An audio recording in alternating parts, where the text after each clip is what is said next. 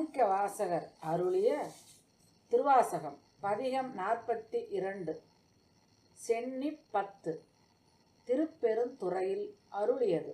சிவ விளைவு. திருச்சிற்றம்பலம்.